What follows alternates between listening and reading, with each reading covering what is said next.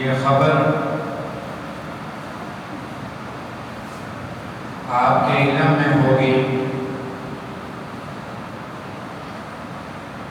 کہ وفاقی دارالحکومت اسلام آباد کے ایک سیکٹر ماڈل ٹاؤن حکومت میں جامعہ مسجد توحید کو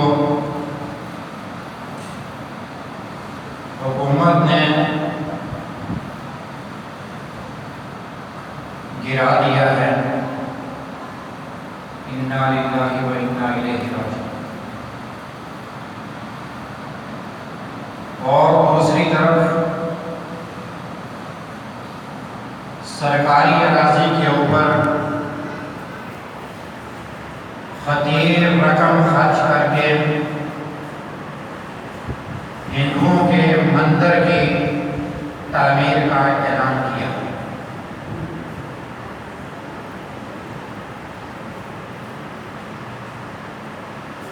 حکومت کا یہ اقدام اسلام دشمنی کی کھلی اور واضح مثال ہے، اور اپنے بیرونی آقاؤں کو خوش کرنے اور اپنے اقتدار کو طول دینے کے لیے یہ حکومت جب سے اقتدار میں آئی ہے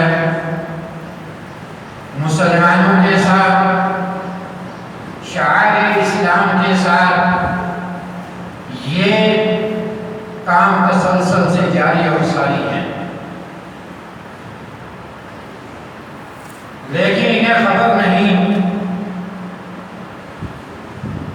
کہ جس کے گھر کو گرایا جا رہا ہے،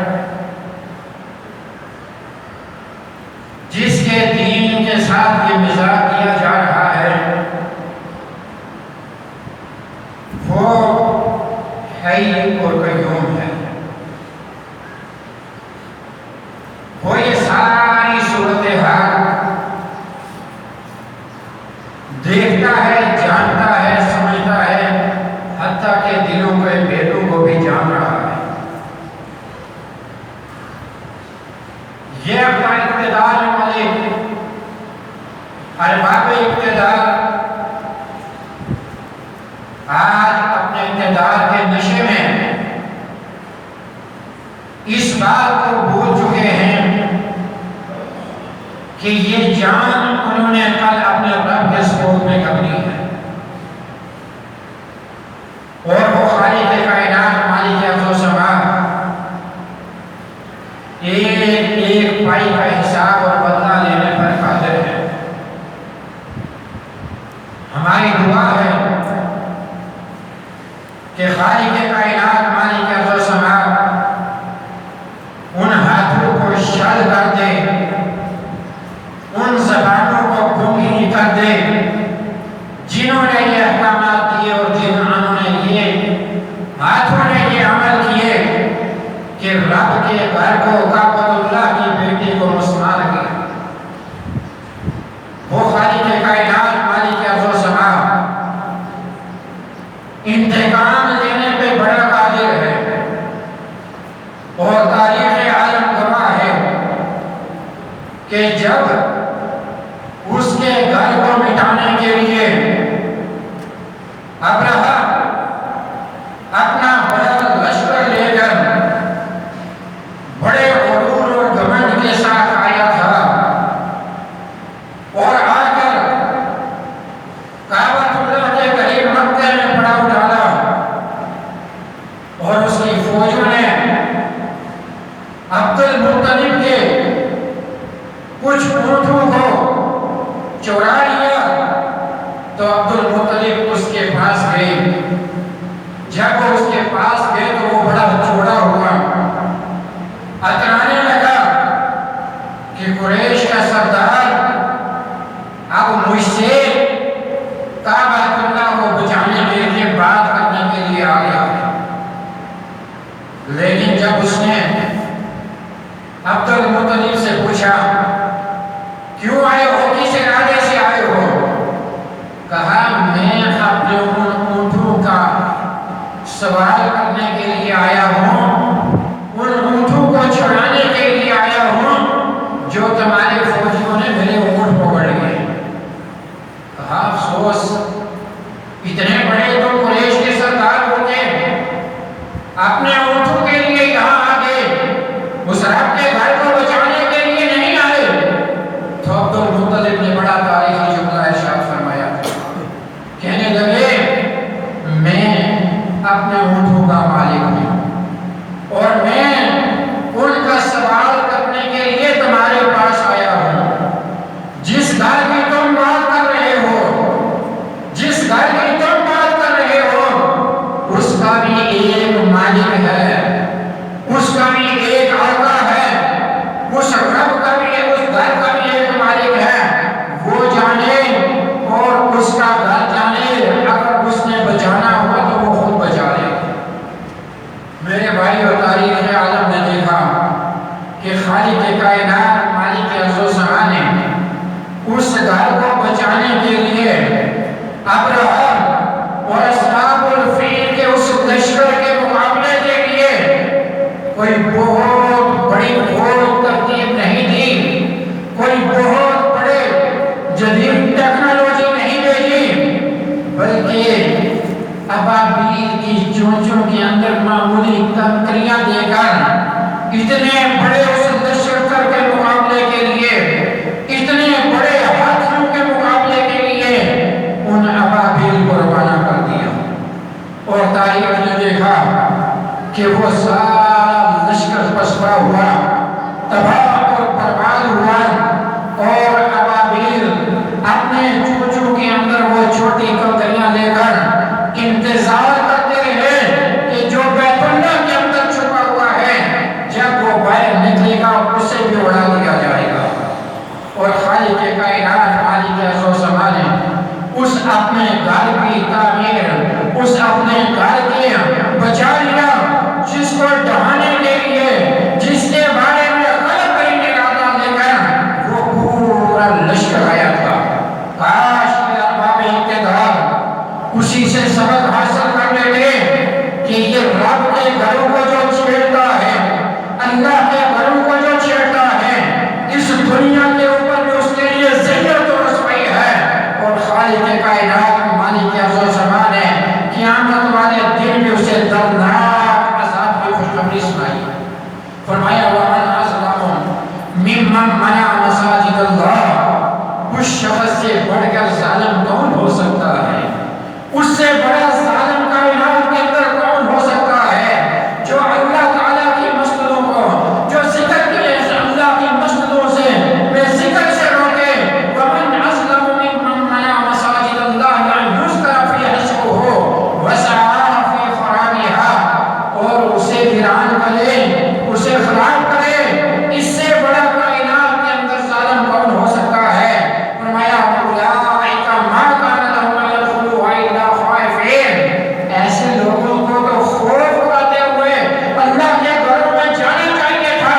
لیکن ان کی حالات، ان کی سکنات، ان کے عمل، ان کی اس کے برعکس ہیں، وہ اس کے الٹ کام کر رہے ہیں۔ فرمایا کیا ہے؟ لَهُمْ فِي الدُّنْيَا خِزْيٌ، رب کبریا فرما رہے ہیں اس دنیا میں بھی ذلت و رسوائی ان کا مقدر بنے گی۔ انشاءاللہ اس دنیا کے اوپر بھی، اس اقتدار میں بھی ذلت و رسوائی ان کا مقدر بنے گی۔ وَلَهُمْ فِي الْآخِرَةِ عَذَابٌ عَظِيمٌ، اور فرمایا آخرت میں ان کے لیے بہت بڑا دردناک عذاب ہے۔ کس کے لیے؟ جو اللہ کے گھروں کے ساتھ ایسا معاملہ کرتے ہیں۔ یہ اقتدار ارباب اقتدار جنہوں نے یہ مذموم عمل کیا ہے، یہ کوشش کی ہے، اللہ کے گھر کو خراب کیا ہے، اور معاملہ کتنا ہے، ظلم کی انتہا کیا ہے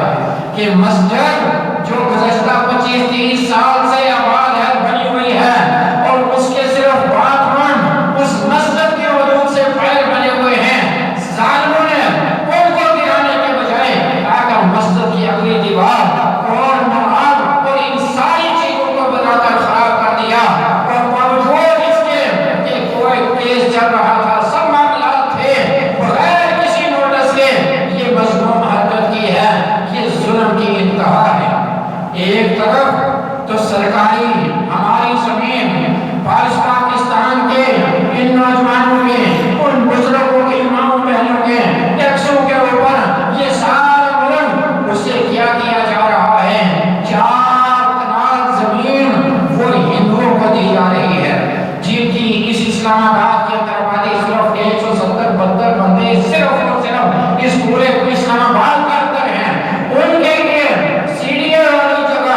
ان کے لیے سرکاری اراضی، پورے پاکستان کے لوگوں کی اراضی کو اس ایک مقبرہ فکر کے لیے دیا جا رہا ہے 4 کنال جگہ، اور وہاں 4 فٹ جگہ جو ہے اسے نہیں بخشا جا رہا۔ اللہ کے گھر کی 4 فٹ جگہ اسے نہیں بخشا جا رہا۔ ایک تو یہ حرام عمل ہے، یہ کسی ممنوع ہے، شریعت مطہرہ کے اندر اس کی کوئی اجازت نہیں ہے کہ جو اس سے پہلے شروع سے ان کی عبادت بن چلی آ رہی تھی وہ وہاں فیض حاصل کر وہاں جا سکتے ہیں، لیکن نئی اسلامی نئی عبادت کا ان کے لیے وہ اسلام کے اندر ممنوع ہے، حرام ہے۔ ایک تو یہ جسارت کی، اور دوسرا اللہ کے گھر کو جا کر گرا کر اس کا عمل کیا، اس کا نمونہ پیش کر دیا اسلام دشمنی کا کہ یہ کس قدر ظالم اسلام دشمنی ہے۔ ایک طرف اپنے بنگلے 500 کنال وہ رب لائز ہو رہے ہیں، ان کی کوئی پرواہ نہیں ہے، سیڑھیاں ان کی طرف گرانے کے لیے نہیں جا رہا، مگر بچ بن کر اتنے علاقے کے اوپر تم بیٹھے ہو اور اسے بڑے آرام اور سکون سے کیا جا رہا ہے، اور دوسری طرف رب کے گھر کا اتنا حق نہیں ہے، اتنا بھی حق نہیں ہے کہ 5-7-10 فٹ جگہ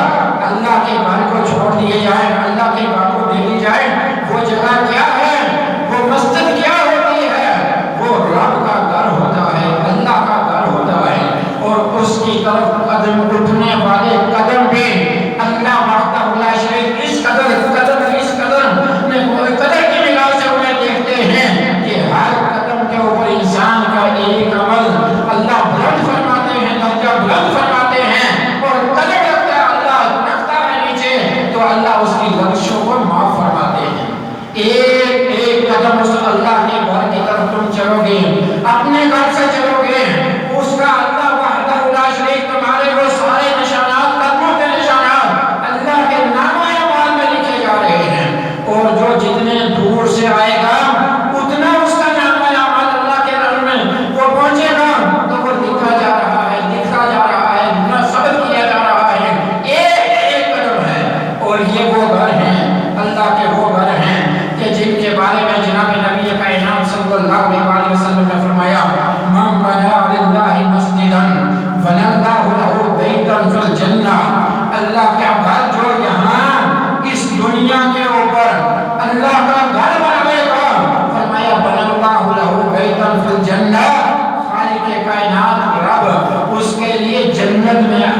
عالی شان گھر، عالی شان محل تعمیر فرمائیں گے۔ کتنا بڑا مقام ہے، دنیا کے بڑے بڑے پلازے، بڑے بڑے بہت بڑی بلڈنگیں بنا لو، لیکن کوئی گارنٹی نہیں ہے ادھر تمہارا سانس نکلے گا، ادھر تمہاری جان نکلے گی، سب کچھ ختم ہو جائے گا۔ اور یہ وہ عمل ہے کہ اللہ کے پیغمبر صلی اللہ علیہ وسلم نے فرمایا کہ جو شخص اس دنیا میں ایک چڑیا کے گھونسلے جتنی یا اس سے بھی کم اللہ کے گھر کی تعمیر میں مدد کرتا ہے، اللہ وحدہ لا شریک جنت میں اس کے لیے عالی شان محل بناتے ہیں، اور یہاں بیٹھتا ہے جو آ کر اللہ کے گھر کی طرف۔ یہ کس لیے ہوتی ہیں مسجدیں؟ اس رب کی یاد کے لیے۔ یہاں مسلمان دن میں 5 مرتبہ حاضر ہو کر اپنے رب کے سامنے عاجزی اور انکساری کے ساتھ پیش ہوتے ہیں، اللہ کے سامنے اپنے گناہوں کو رکھتے ہیں، ندامت اور پشیمانی کے عالم میں آنسو بہاتے ہیں، اللہ سے گریہ جاری کرتے ہیں، معافی مانگتے ہیں۔ فرمایا جتنے بھی یہ اللہ کے گھر میں آتے ہیں، نبی کائنات صلی اللہ علیہ وسلم نے فرمایا کہ وہ رب کے مہمان ہوتے ہیں۔ اللہ کے گھر میں آنے والا اللہ کا مہمان ہوتا ہے، اور جب مہمان آتا ہے تو رب کا یہ حق ہے کہ وہ اپنے مہمان کی بہت اچھی مہمان نوازی کرتا ہے۔ یہ اس خالق کائنات مالک ارض و سما کا معاملہ ہے۔ اور یہ گھر وہ ہیں کہ جن کے اندر آنے والا جناب نبی کائنات صلی اللہ علیہ وسلم نے کیا فرمایا؟ آپ نے فرمایا جسے تم دیکھو نا مسجد میں آتا اور جاتا ہے، مسجد میں اس کا تسلسل آنا جانا لگا ہے، نماز پڑھتا ہے، ایک پڑھی پھر یا دوسری پڑھی، آنا جانا اس کا مسجد کے ساتھ تعلق رکھا ہے، جڑا ہوا ہے، مسجد میں دیکھو تو تم اس کے ایمان کی گواہی دے دو، اس کے ایمان کی گواہی دے دو۔ کیوں؟ اس لیے کہ خالق کائنات مالک ارض و سما فرماتا ہے کہ مساجد کو وہی آباد کرتے ہیں جو اللہ پر اور یوم آخرت پر ایمان رکھنے والے ہوتے ہیں۔ یہ تو وہ جگہ ہیں، یہ تو وہ مبارک ترین جگہ ہیں جنہیں اس قدر مقام اور مرتبہ حاصل ہے، ان کا بڑھانا چاہیے، ان کو زیادہ کرنے کے بجائے ظالموں تم نے ان کو توڑنا شروع کر دیا۔ کس لیے؟ کس بات کے لیے؟ اپنے اقتدار کو دور کرنے کے لیے۔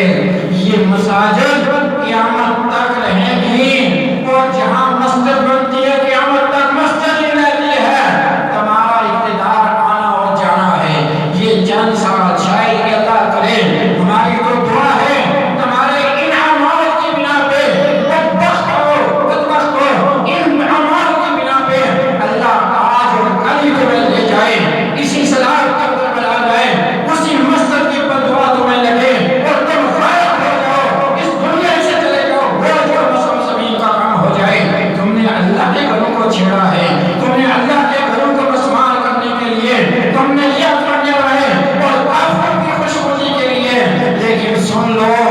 رب کبریا کیا فرما رہا ہے، آج نہیں، آج سے 1400-1500 برس رب کبریا نے یہ کلمات اپنی کتاب مبین کے اندر نازل فرما دیے تھے۔ وَلَن تَرْضَىٰ عَنْكَ الْيَهُودُ وَلَا النَّصَارَىٰ حَتَّىٰ تَتَّبِعَ مِلَّتَهُمْ۔ تم ایک مسجد نہیں 10 مسجدیں بھی اگر شہید کرو گے